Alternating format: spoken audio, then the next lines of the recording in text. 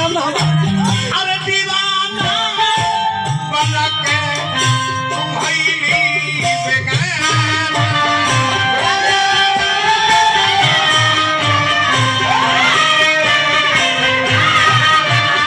ठिकाना हमारे यार भइल बंगाल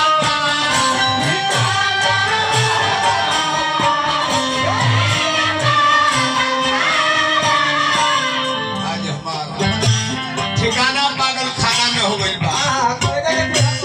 करे जा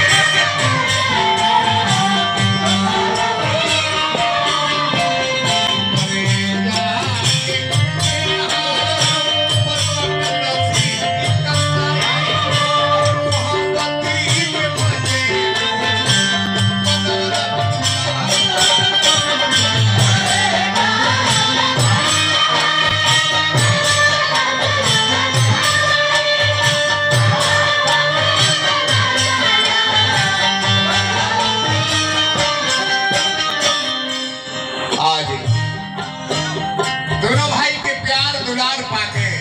हृदय गदगद हुए गाय गावो गान सुनावो गीत गावो भाई गाड़ी के करे के देबो माई के बहन के आजी के दादी के नानी के अठराजी के सतराजी के अगरिया और आ जाई कहे त्रिलोकीनाथ के करी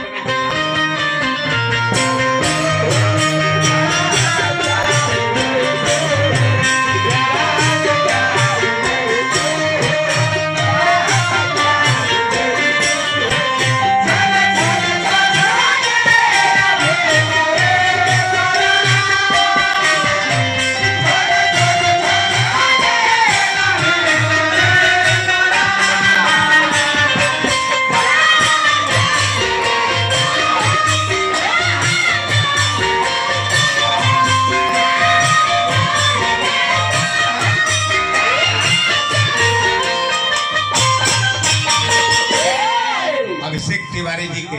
परम आदरणीय शिष्य अभिषेक दीवाना जी रहे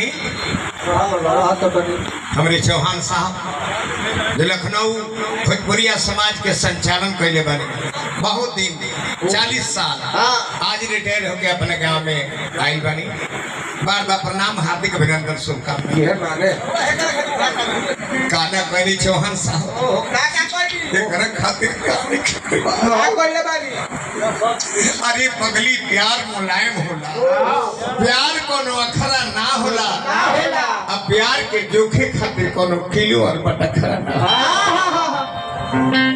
रहुआ तो खाली प्यार प्यार कैले बनी लेकिन इहो जाना तनी प्यार करने वालों की किस्मत बुरी होती है प्यार करने वालों की किस्मत बुरी होती है मुलाकात में जुदाई जरूरी होती है वक्त मिले तो उठाकर पढ़ लेना प्यार की किताब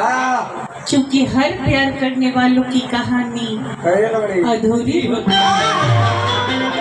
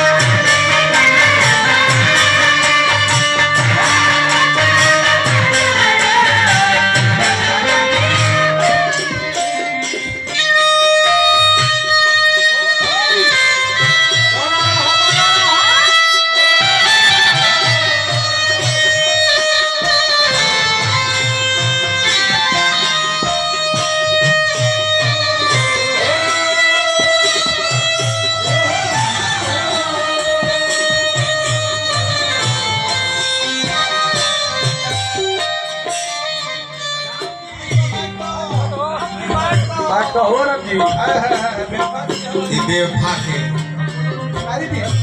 दवाई दी हन बेवफा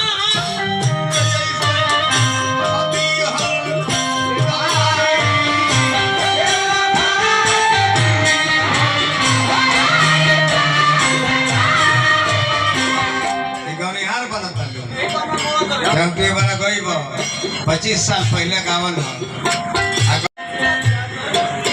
ढोला पांडे मिर्ची साहब हो भाई पहले गीत गा बाबा हाँ